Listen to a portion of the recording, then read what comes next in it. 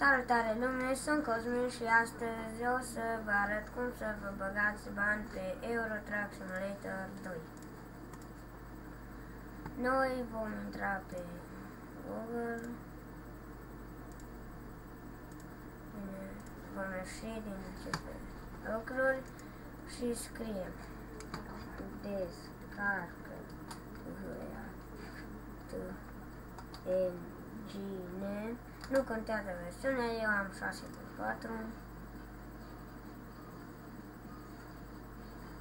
Bine, puțin mai greu.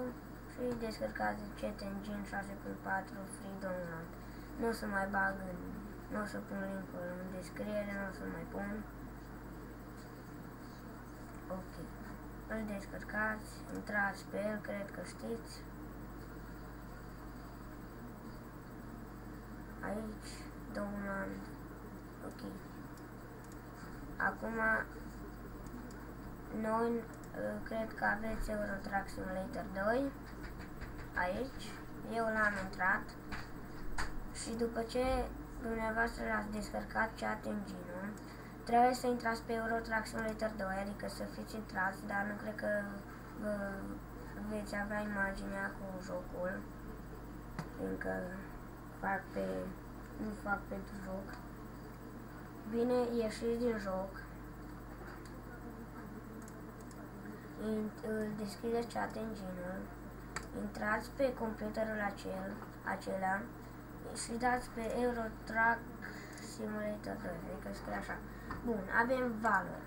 Intrăm pe Euro, dumneavoastră vă va apărea suma de bani. Ce sumă aveți de bani? Ce sumă aveți în pătrățică? Ei bine, eu o să-mi o scriu pe o foaie, fiindcă este foarte mare. Mi-am făcut această chestie deja, dar o să o repet cu puțin bani. Și așteptați puțin, că o vă scrie.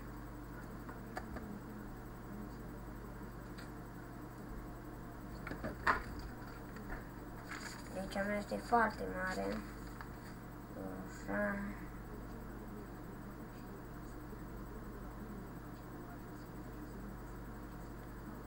Așa, bun. Am scris această sumă de bani care am. Deci dumneavoastră nu scrieți suma de bani pe care o am eu. Scrieți suma care aveți voi.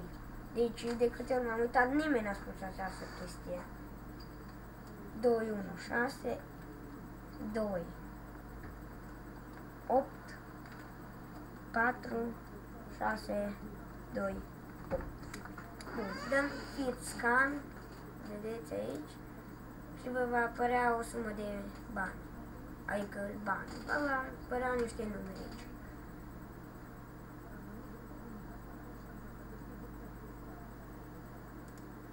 Bine, suma aceasta este prea mare, trebuie să cheltuim. Bun, deci dumneavoastră nu o să aveți această sumă de bani și pe urmă, dumneavoastră ori veți face o cursă, ori veți intra într-un PECO și alimentația vi se pierde din bani. Și după aia dumneavoastră ștergeți această sumă de bani și o scrieți care o aveți după ce ați pierdut sau ați câștigat niște bani. Pe urmă, a șters numărul, a scris celălalt număr și dați Next Scan. După aia, va apărea niște numere, le copiați pe toate, să zic că fac pentru Sam sau ceva, le copiați pe toate și vă va arăta, trebuie să vedem, oare nu pot să, nu mi-arată și nu, deci trebuie să fac ceva, dar acum nu pot. Vă va apărea, dați click drept și a doua și va apare ceva value. Dați value și va apare ceva aici cu roșu să mai adăugați niște 0 sau 1, 9, dar nu mulți, că după aia, sau cât vreți dumneavoastră, nu-i problemă. Ei bine, după aceea, după ce ați scris la toate suma de bani, dați X și vă dă nu, dați nu și nu salvați. Pe urmă veți intra pe euro și veți avea această sumă de bani. Dacă nu aveți, dați ESC, vă va apărea camionul dumneavoastră, dați Drive din nou și vă va apărea suma de bani. Bine, cam atât a fost. Nu uitați like, subscribe. Mulțumesc pentru vizionare. Pa!